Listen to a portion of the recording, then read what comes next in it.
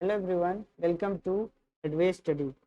आज के इस वीडियो डिस्कशन में हम मौलिक अधिकारों से संबंधित सुप्रीम कोर्ट के महत्वपूर्ण फैसलों को देखने वाले हैं। तो मैं इस एक स्लाइड से सारा जितने भी मौलिक अधिकारों से संबंधित मूलतः जो भी संविधान संशोधन या फिर सुप्रीम कोर्ट के फैसले उसके बाद हुए हैं उसे समझने वाले हैं। तो यहाँ पे 1973 तक क्या क्या हुआ है वो समझने वाले हैं। नेक्स्ट वीडियो में इसका आगे का हम समझेंगे। तो इन सबको समझने से पहले हमें कुछ आर्टिकल्स के बारे में जानना जरूरी है। उसके पहले मैं बता दूं कि ये इम्पोर्टेंट भी क्यों है। इसके जो भी फैसले हम देखने वाले हैं, चाहे शंकरी प्रसाद हो, सज्जन सिंह हो, गोलकनाथ हो या केशवानंद भारती केस हो, ये सब हमारे संविधान में इम्पोर्टेंट क्यों है? क्योंकि इन्हीं के वजह से या इन्हीं फैसलों की वजह से हमारे संविधान में बेसिक स्ट्रक्चर का उद्गम हो पाया। कुछ हमें आर्टिकल्स जानने चाहिए इनको समझने से पहले। तो आर्टिकल 13, 14, 19, इसके बाद 31, इसके अलावा 39 B and C sub clause and last 368, article 368, ये वाले आर्टिकल्स हैं जिन्हें हमें जानना होगा इस चीज़ को, इसे ये फैसलों को समझने से पहले और मेनली मूल ढांचे को समझने से पहले। अगर आप मूल ढांचा समझना चाहते हैं तो ये फैसले समझेंगे, तो ये वाले आर्टिकल्स को समझ लेंगे तो मूल ढांचे का उद्गम कैसे हुआ, उसका विकास कैसे हुआ, उससे भी समझ पाएंगे। जैसे जैसे इनका विकास हुआ है, इन आर्टिकल्स का विकास हुआ है, इनमें परिवर्तन हुए हैं, वैसे वैसे मूल ढांचे का कॉन्सेप्ट भी ज़्यादा क्लियर हुआ है। आर्टिकल 13(1), सबसे पहले हम देखेंगे आर्टिकल 13(1) को। आर्टिकल 13(1) क्या है? आर्टिकल 13(1) में सिंपली बताया गया है कि कानून बनने से या संविधान बनने के पूर्व जो भी नियम कानून थे, अगर वो फंडामेंटल राइट यानी आर्टिकल 13(2) या 14 कह देते हैं इसको, 13 में तो रूल लिखे हुए हैं, 14, आर्टिकल 14 टू 35 तक के जो भी रूल हैं, जो भी रूल रेगुलेशन बताए गए हैं इन आर्टिकल्स में, अगर इनका उल्लंघन करता है कोई भी नियम पूरे संविधान में या कहीं और से भी आए कोई भी नियम हो, तो वो निरस्त माना जाएगा आर्टिकल 13(1) के हिसाब। ये कहता है आर्टिकल 13(1). आर्टिकल 13(2) ये क्या कहता है? ये कहता है कि फंडामेंटल राइट में संशोधन, राज्य उसके खिलाफ कोई कानून नहीं बनाएगा। यदि कोई कानून बनाया भी जाता है तो वह उस सीमा तक समाप्त हो जाएगा जहां तक वो फंडामेंटल राइट का उल्लंघन करता है। मतलब फंडामेंटल राइट के खिलाफ बनाया जाने वाला कोई कानून, पहली बात तो फंडामेंटल राइट के खिलाफ कोई कानून बनाया ही नहीं जाएगा। अगर बनाया भी जाता है तो वो उस हद तक समाप्त होगा जहां तक वो फंडामेंटल राइट का उल्लंघन करता है। इसे मैं ऐसे भी समझा सकता हूँ, मान लीजिए ये पूरा कानून है, ये वाला पूरा कानून है, इसमें कलर नहीं समझ, ये वाला पूरा कानून है, ठीक है। ये यहाँ से यहाँ तक तो ठीक है, यहाँ से यहाँ तक फंडामेंटल राइट का उल्लंघन करता है, तो ये इतना निरस्त हो जाएगा ऑटोमेटिक, ठीक है। ये कानून नहीं बन सकता। इसे अगर इसे कानून बनाने का प्रयास करेगी सरकार तो सुप्रीम कोर्ट बीच में आएगी, तो कहेगी ये गलत है, यहाँ तक इसको कट करो, इधर का ठीक है, इधर का ठीक है। इसे सिंपली मोटा मोटा ऐसे समझ सकते। उसके बाद आता है आर्टिकल 13(c), आर्टिकल 13(3)(c). इसमें क्या है? इसमें बताया गया है कि क्या क्या कानून में हो सकता है, क्या क्या ऐसी चीजें हो सकती हैं जो निरस्त हो जाएंगी अगर फंडामेंटल राइट के खिलाफ होती हैं। तो इसमें कोई एक्ट हो सकता है, कोई एक्ट हो सकता है, कोई ऑर्डिनेंस हो सकता है। अच्छा, ऑर्डिनेंस के बारे में बता दूं, ऑर्डिनेंस जो है केंद्र और राज्य दोनों ला सकते हैं। अगर केंद्र लाता है तो उसके लिए वो यूज़ करते हैं आर्टिकल 123 123। और अगर राज्य लाता है तो वो यूज करता है 213। इसे याद करना आसान है, 123 213। केंद्र लाता है तो इसके तहत, राज्य लाता है इसके तहत। तो केंद्र या राज्य अगर कोई कानून लेकर के आते हैं तो वो उस हद तक समाप्त हो जाएंगे इन दोनों क्लॉज की वजह से। ये वाला फर्स्ट वाला तो खैर पुराने उसके लिए है, सेकंड वाले की बात करें अगर तो जो नया बनेगा उसके लिए कहेगा सेकंड वाला, तो वो उस हद तक समाप्त हो जाएंगे जहां तक वो फंडामेंटल राइट का उल्लंघन करते हैं। ये कहाँ लिखा है? आर्टिकल 13C में। इसके अलावा कोई रूल हो सकता है, कोई रेगुलेशन हो सकता है जो सरकार मानती है, बाय लॉ हो सकता है, कोई कस्टम हो सकता है, कोई कस्टम भी होगा जो केंद्र सरकार या राज्य सरकार मानती है, लेकिन फंडामेंटल राइट को नहीं करना चाहिए। तब आर्टिकल 13(3) में इतनी सारी चीजें लिखी हुई हैं, बस एक चीज नहीं लिखी हुई है, वो क्या है वो भी मैं समझा देता हूँ। आर्टिकल 13C में 368 के बारे में नहीं बताया गया है, डायरेक्टली नहीं लिखा गया है, अलग अलग तरीके से उसे परिभाषित किया जा सकता है। कुछ लोग कहेंगे कि इसमें ऑर्डिनेंस आ गया, एक्ट आ गया, तो आर्टिकल ये भी आ गया, लेकिन अलग अलग परिभाषाएं हो सकती हैं। कई बार ये कह दिया जाता है कि नहीं, इसके बारे में तो डायरेक्ट लिखा नहीं है क्योंकि ये संविधान संशोधन है, 368 के तहत संविधान संशोधित हो जाता है, तो ये वाली पावर, ये वाली इसमें जो भी लिखा है वो शायद इसकी वजह से थोड़ा सा प्रॉब्लम आ सकता है। उसे बाद में सुप्रीम कोर्ट सही करेगी कि किस केस में इसे सही माना जाएगा, किस केस में इसे गलत माना जाएगा। उसके बाद हम बात कर सकते हैं आर्टिकल 14 की। आर्टिकल 14 क्या करता है? आर्टिकल 14 में ज़्यादा नहीं बताने वाला हूँ। आर्टिकल 14 में इतना जान लीजिए, कानून के समक्ष सभी समान हैं। कोई व्यक्ति ये नहीं कह सकता है कि उसे कानून के समक्ष कोई ज़्यादा अधिकार मिले हैं, किस हद तक मिले हैं ये अधिकार, ये नहीं कह सकता। ये वाला आर्टिकल कानून के समक्ष समानता की बात को दोहराता है। इसके बाद हम एक इम्पोर्टेंट आर्टिकल की बात करते हैं, 368। ये बहुत इम्पोर्टेंट हो गया क्योंकि इसका और आर्टिकल 13 की लड़ाई होगी बार बार, ठीक है, ये और इसकी बात आएगी। तो आर्टिकल 368 ये क्या है?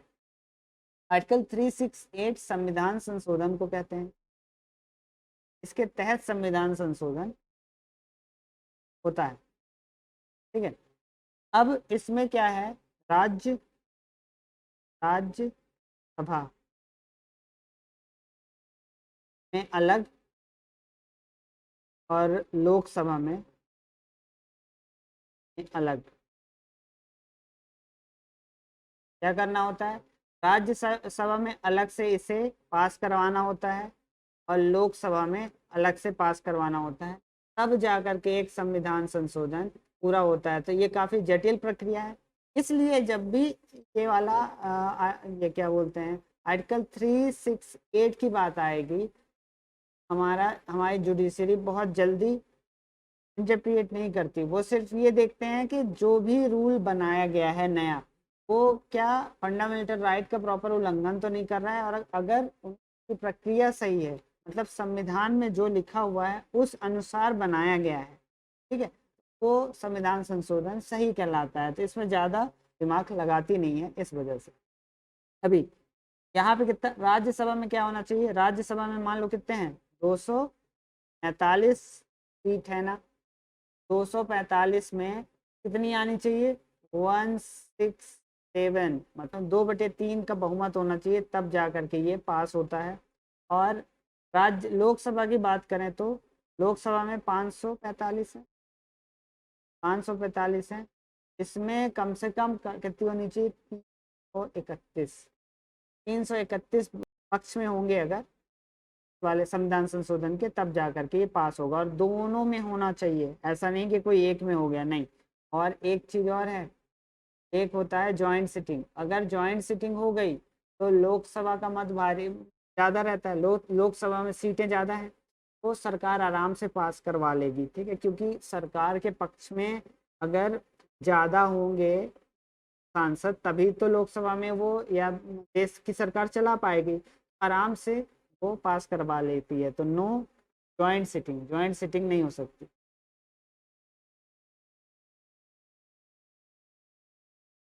नो ज्वाइंट सिटिंग है इसमें, इतनी चीजें हैं, नो ज्वाइंट सिटिंग है। इस चीज को देख करके आपको ये समझ में आया होगा कि अगर संविधान संशोधन हुआ है तो जुडिशरी है वो ज्यादातर क्या देखती है कि कानून बनाने की प्रक्रिया सही थी या नहीं थी, जो संविधान में लिखा हुआ है उसे ही यूज करके बनाया गया है या नहीं, कुछ अलग से तो नहीं किया गया। अगर अलग से नहीं किया गया है तो फिर नॉर्मली ज्यादातर सही माना जाएगा उस संविधान संशोधन को। अगर वो गलत है, अगर संविधान में जो भी नियम है उनके अनुसार नहीं बना है, तब जा करके सुप्रीम कोर्ट इसमें कोई फैसला लेती है।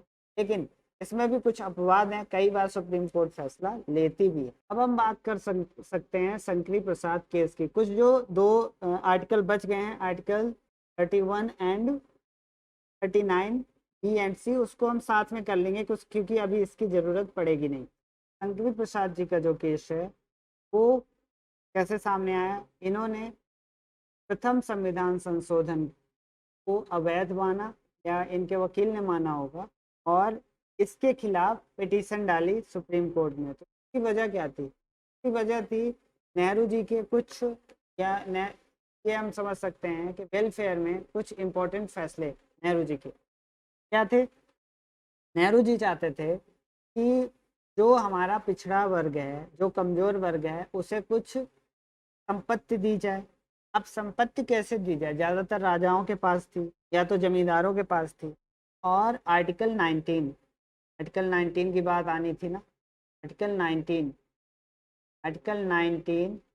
और 31, आर्टिकल 31 और आर्टिकल 19 में जो कहा गया था, संपत्ति का अधिकार एक मौलिक अधिकार है। अगर संपत्ति का अधिकार एक मौलिक अधिकार है, किस प्रकार से सरकार छीन सकती है? और अगर सरकार छीन ही नहीं सकती तो गरीबों को या पिछड़े वर्ग को देगी कैसे? आर्टिकल 31 था जो कहता था कि लोगों के पास संपत्ति है जो वो उनका मौलिक अधिकार है। नेहरू जी ने किया क्या, 1951 में इसमें एक सब क्लॉज जोड़ा, 31A, 31B बाद में आएगा, 31A। आर्टिकल 31A के तहत अगर कोई कानून बनाया जाता है तो वो आर्टिकल 14 और आर्टिकल 19 के तहत, आर्टिकल 31A के तहत बना हुआ कानून निरसित नहीं किया जाएगा, खत्म नहीं किया जाएगा, अमान्य नहीं किया जाएगा, या उसके खिलाफ अदालत में नहीं जा सकते। कुल मिला के अगर आर्टिकल 14 और आर्टिकल 19 के तहत कोई कहे कि नहीं नहीं ये तो समानता के अधिकार के विरुद्ध है, और दूसरी चीज क्योंकि कानून के समक्ष सब समान है, हमारे पास जमीन है मतलब है, बात खत्म, पहले से है, ये चीज अगर कहे, या कहे आर्टिकल 19 में भी लिखा गया है कि संपत्ति का अधिकार, बाद में हटा दिया गया, आर्टिकल 19 में भी लिखा हुआ था कि संपत्ति का अधिकार एक मौलिक अधिकार है, संपत्ति रखने का अधिकार भी इंसान के पास है।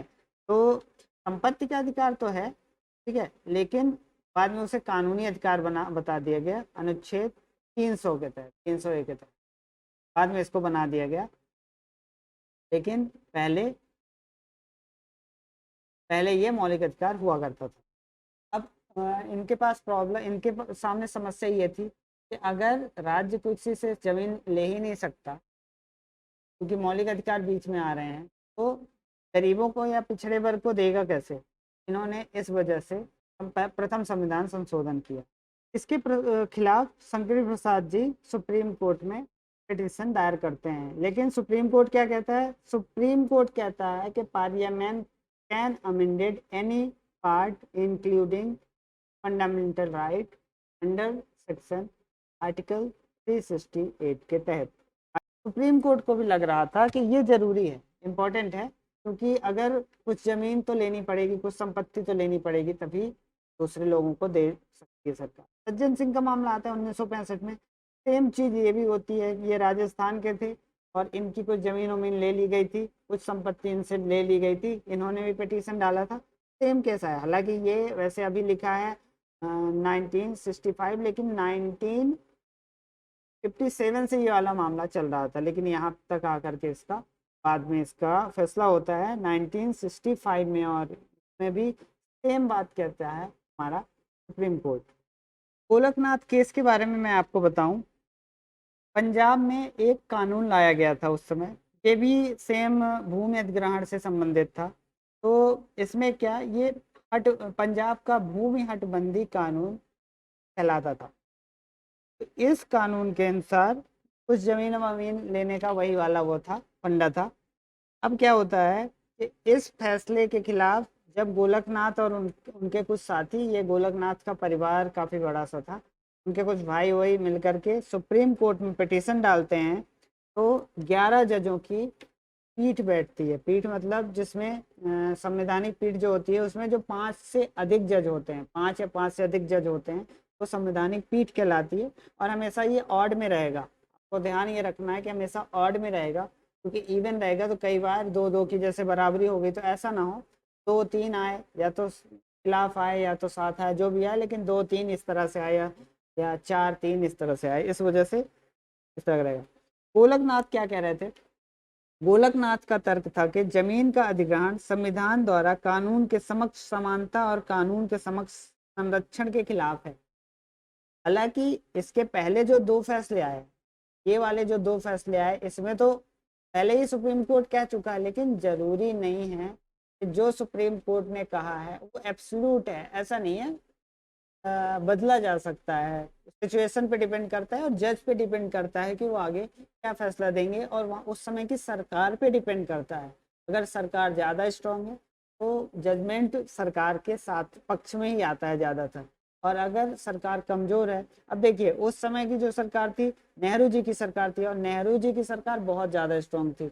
1967 इस समय 2 प्रधानमंत्री हमारे मर चुके हैं, चाहे लाल बहादुर शास्त्री की बात करें चाहे जवाहरलाल नेहरू जी की बात करें, तो इस समय बहुत अच्छी स्थिति नहीं है। तो इस समय सुप्रीम कोर्ट हावी रहेगा कहीं ना कहीं सरकार पे। तो अभी इस समय किसकी सरकार चल रही है, अगर मैं बताऊं तो इस समय चल रही है इंदिरा गांधी जी की सरकार, और अभी नई नई आई हैं तो ज़्यादा उनके पास पावर है नहीं। सवाल क्या था, सुप्रीम कोर्ट के सामने क्या सवाल था, सुप्रीम कोर्ट ने कहा कि क्या मौलिक अधिकारों से किस में संशोधन हो सकता है, हो भी सकता है या नहीं। दूसरी चीज, तो इसके बाद उन्होंने फैसला क्या सुना है, सुप्रीम कोर्ट ने क्या फैसला सुना है यहाँ पे, संसद को संविधान के किसी भी हिस्से में संशोधन करने का अधिकार है। संशोधन तो कर सकती है क्योंकि वो जरूरी है, समय के साथ संशोधन होगा, लेकिन संसद को मौलिक अधिकारों के विषय में पूर्णतः संशोधन करने का अधिकार नहीं है। यानी कि पूरी तरह से संशोधन नहीं कर सकती है, उसमें कुछ थोड़ा बहुत संशोधन हो सकता है जो जरूरी हो, बहुत जरूरी हो, तो पूरी तरह से बदल नहीं देंगे। अगर पूरी तरह से बदल दिया, ये तो संविधान संशोधन कहाँ, ये तो पूरा संविधान ही खत्म हो जाएगा ना, संविधान ही बदल जाएगा, संविधान नहीं बदल सकते। तो ये कहा राज्य को नीति निर्देशक तत्वों को लागू करना राज्य के कर्तव्य हैं, लेकिन मौलिक अधिकारों को बदल कर नहीं, या छीन कर या बदल कर, पूरी तरह से छीन कर या बदल कर नहीं, उसमें थोड़ा बहुत कुछ किया जा सकता है, लेकिन उसके दूसरे तरीके हो सकते। अब 1967 के बाद 1970 का दौर आता है। 1970 में पीवी पर्स का मामला आता है। पीवी पर्स राजाओं को कुछ अत्यधिक बहुत ज़्यादा मात्रा में अधिकार मिले हुए थे, 21 तोपों की सलामी दी जाती थी उनके डेथ वेथ पे, और बहुत सारा पैसा दिया जाता था हर महीना। तो इंदिरा गांधी जी ने इन सब को बदल दिया था। इसके खिलाफ भी ये लोग सुप्रीम कोर्ट चले गए। अब सुप्रीम कोर्ट चले गए तो इन्होंने क्या किया, इन्होंने कुछ संविधान संशोधन किए। 23 संविधान संशोधन इससे पहले हो चुके थे, इन्होंने 24वां, 25वां, 26, 27, 28, 29 तक संविधान संशोधन किए। 29 संविधान संशोधन नंबर 29 जो है वो हुआ 1972 में। 24वां संविधान संशोधन, 24th संविधान संशोधन, इतना ही लिख रहा हूँ, आप समझ जाओगे। इसमें क्या किया गया, इसमें कुछ चीजें बदल दी गई। इसमें आर्टिकल 13(4) जोड़ दिया गया, और 368 में आर्टिकल 368(3) जोड़ दिया गया, सब क्लॉज 3 जोड़ दिया गया। अब ये क्यों किया गया, क्योंकि बार बार यही प्रॉब्लम आ रही थी, संविधान संशोधन को लेकर प्रॉब्लम आ रही थी, आर्टिकल 13 और 368 से को लेकर के प्रॉब्लम आ रही थी, कौन सा ज्यादा ताकतवर है इसको लेकर के प्रॉब्लम आ रही थी। इन्होंने इसमें क्या लिखाया, इसमें लिखा आर्टिकल 13 4 सब क्लॉज 4 में लिखा कि इसका इससे कोई संबंध नहीं है, इसमें लिखा इसका इससे कोई संबंध नहीं है। आर्टिकल 13 4 का आर्टिकल 368 से कोई संबंध नहीं है, और इससे तो इस तरह से हो गया। 25th अमेंडमेंट भी उन्हें करना पड़ा, बहुत जल्दी उन्होंने किया, और इसमें 31 बी था, 31 सी कर दिया। अच्छा 31 बी मैंने नहीं बताया, 31 बी नेहरू जी के समय में हुआ था, ये हुआ था 1957 में। इसमें आर्टिकल 32 बी सेकेंड संविधान संशोधन नंबर सेकेंड था ये, सॉरी 1 होना चाहिए 2 नहीं, 1 बी क्लॉज बी, ठीक है, इसमें जोड़ दिए गए। ये 9वीं अनुसूची कहलाती है, ठीक है, संविधान की 9वीं अनुसूची है, वो है आर्टिकल 31 बी के तहत ये बनाया गया था 1957 में। और भी बहुत सारी प्रॉब्लम्स आ रही थी नेहरू जी को, इसलिए ये वाला आर्टिकल इन्होंने जोड़ा था, आर्टिकल 31 में बी जोड़ा था। इसमें क्या लिखा हुआ था, संविधान के जो नीति निर्देशक तत्व हैं उसके क्लॉज बी एंड सी, जिसमें ये कहा गया है कि सभी को समान रूप से जो धन संपत्ति है इसका, या कह सकते हैं कि जो संपत्ति है उसका बराबर मात्रा में बंटवारा होना चाहिए, सभी को बराबर मात्रा में मिलना चाहिए, ये उनका अधिकार है। तो ये है, इसको लागू करना है, वेलफेयर में लागू करना है। तो इसमें कह दिया गया आर्टिकल 31 बी के तहत अगर कोई कानून बनाया जाता है जिसको 9वीं अनुसूची कहा गया है, आर्टिकल 14, 19 एंड 31 के तहत उस कानून के खिलाफ जो इसमें डाला गया है, सुप्रीम कोर्ट के पास जुडिशियल रिव्यू का अधिकार नहीं है, और जुडिशियल रिव्यू के लिए अप्लाई नहीं किया जा सकता, ठीक है, अप्लाई पिटीशन नहीं डाला जा सकता, अप्लाई शब्द यूज नहीं होता वहाँ पे। खैर, अभी हम किस चीज़ की बात कर रहे थे, अब इंदिरा गांधी जी की बात कर रहे थे। इंदिरा गांधी जी ने किया 31 सी था, सी और जोड़ दिया, ये कौन से में था, 25 अमेंडमेंट नंबर, संविधान संशोधन नंबर 25। इसमें क्या कहा गया कि आर्टिकल 31 सी यदि कोई विधि आर्टिकल 29 बी एंड सी के पक्ष में बनाई जाती है तो आर्टिकल 14, 19 और 31 के आधार पर चुनौती नहीं दी जा सकती। कहाँ, अदालत में। ये पहले भी उन्होंने डिस्क्राइब किया था, लेकिन उसमें थोड़ी थोड़ी कमियां थी, उसको कंप्लीट कर दिया गया, ठीक है। इसमें मेनली क्या इसमें इस वाले में, क्योंकि वो तो आर्टिकल 31 बी में भी है, ठीक है, वही सेम बातें, लेकिन उसमें एक चीज नहीं है, या एक चीज एक्स्ट्रा है कि अगर कोई अगर सरकार किसी से जमीन लेती है, राज्य किसी से जमीन लेता है, तो उसकी जमीन की कीमत जो बाजार में होगी वही उसे अदा करनी होगी। इन्होंने कहा हाँ, ऐसा नहीं करना है, यहाँ पे कंपनसेशन शब्द का यूज किया। कंपनसेशन मतलब उचित रकम, उचित रकम। ये क्यों किया, बाजार के मूल्य पे लेना संभव नहीं था, सरकार के लिए इतने पैसे नहीं थे, इन्होंने उचित रकम का शब्द का यूज किया। इसके बाद 26 अमेंडमेंट, ये किस चीज से संबंधित है, ये पीवी पर्स से संबंधित है। पीवी पर्स वही है जो राजा महाराजाओं को 21 तोपों की सलामी, बहुत सारे पैसे और बहुत सारे अधिकार मिलते थे, वो थे आर्टिकल 291 एंड 362 के तहत, ठीक है, इसे कर दिया गया समाप्त, इसे समाप्त कर दिया गया, इसे खत्म कर दिया गया, और सिर्फ एक नया आर्टिकल जोड़ दिया गया, आर्टिकल 366 ये जोड़ दिया गया, और इसमें लिख दिया गया कि ये वाले आर्टिकल समाप्त किए जाते हैं, और राजा महाराजा कौन कहलाएंगे, जिन्हें प्रिवी पर्स कभी मिलता था। अब वो राजा महाराजा नहीं है, जब मिलता था तब। 1972 29वां संविधान संशोधन, 29वें संविधान संशोधन में Kerala land reform bill act को डाल दिया गया 9वीं अनुसूची में। इसी के खिलाफ केशवानंद भारती केस आगे बढ़ता है, क्योंकि उनका मठ था और उसकी कुछ जमीन वमीन को भारत सरकार ने, इंदिरा गांधी जी के सरकार ने उनसे छीन लिया था। तो इसके बाद 24 अप्रैल 1973 को एक अहम फैसला आता है, जिसमें इस फैसले में मेन चीज आप ये जान लें, यहाँ पर जो हमारा सुप्रीम कोर्ट था वो सरकार के पक्ष में ही फैसला देता है, लेकिन फिर इस पे विवाद इतना क्यों हुआ, इंदिरा गांधी जी को इतना बुरा क्यों लगा, उसे भी समझ लेते हैं। केशवानंद भारती केस क्या था, सबसे पहले ये जान लेते हैं, और इसमें कितने वो किस प्रकार की संवैधानिक पीठ बैठी थी। आज तक की जो सबसे बड़ी संवैधानिक पीठ थी, 13 जजों की संवैधानिक पीठ, वो इसी केस के दौरान बैठी थी। केशवानंद भारती केस में क्या हुआ, सुप्रीम कोर्ट ने क्या फैसला दिया, सुप्रीम कोर्ट ने कहा संविधान संशोधन 24, 25 और 29, बाकी की बात नहीं की गई, बीच में भी थे लेकिन उनकी बात नहीं, क्योंकि वो इतने इंपॉर्टेंट थे नहीं। संविधान संशोधन 24, 25 और 29 सही हैं। संसद को संविधान के किसी भी हिस्से में संशोधन करने का अधिकार है। संविधान संशोधन की शक्ति है, ना कि संविधान पुनर्निर्माण की। ये बहुत इंपॉर्टेंट बात आ जाती है कि संविधान संशोधन तो कर सकती है, लेकिन संविधान पुनर्निर्माण नहीं कर सकती। वो संविधान सभा के पास था, वो खत्म हो चुकी है, वो एक बार करके चली गई। संसद मूल ढांचे में परिवर्तन नहीं कर सकती। मूल ढांचा क्या है वो भी मैं आगे बताऊंगा। राज्य किसी भी संशोधन, किसी प्रकार का संशोधन कर सकता है, लेकिन सुप्रीम कोर्ट के पास जुडिशियल रिव्यू का अधिकार होगा।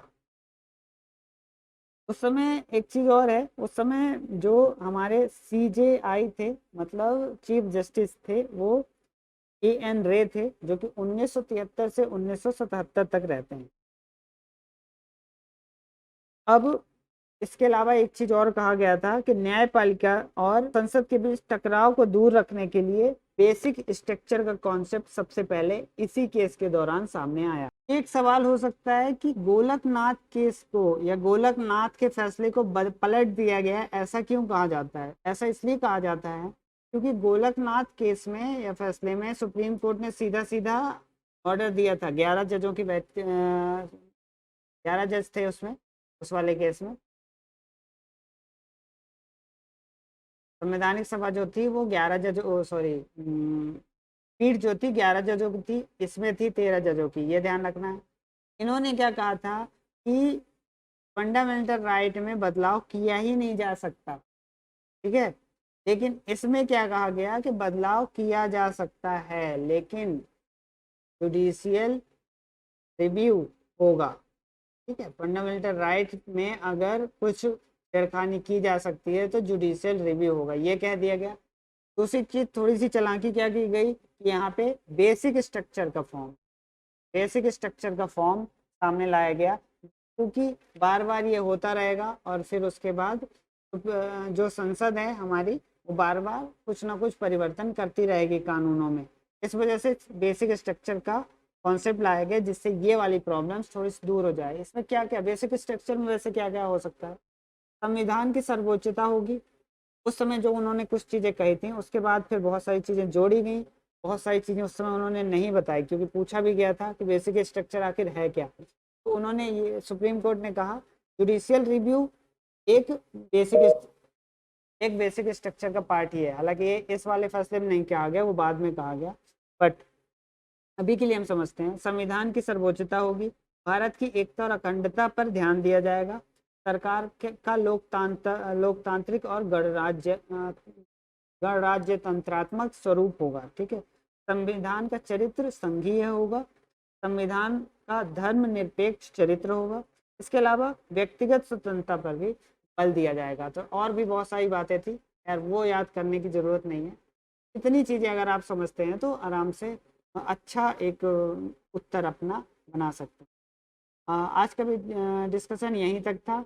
आगे का नेक्स्ट वीडियो में मैं कवर करूंगा, वो सेकेंड वीडियो होगा। Thank you for watching Edave study.